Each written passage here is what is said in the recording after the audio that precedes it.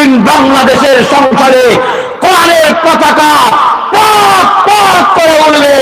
কথা ঠিক কিনা?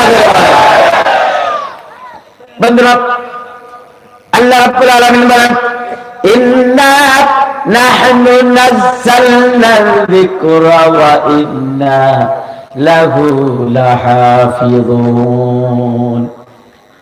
আল্লাহ পাক রব্বুল আলামিন বলেন, কোরআন আমি নাযিল করেছি, যে কোরআন হলো মুসলমানদের সংবিধান।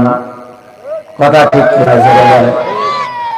যে কোরআন হলো মুসলমানদের সংবিধান, যে কোরআনুল কারীম দিয়ে হযরত আবু বকর সিদ্দিক রাদিয়াল্লাহু তাআলা আনহু রাষ্ট্র পরিচালনা করেছেন, যে কোরআন দিয়ে হযরত ওমর রাষ্ট্র পরিচালনা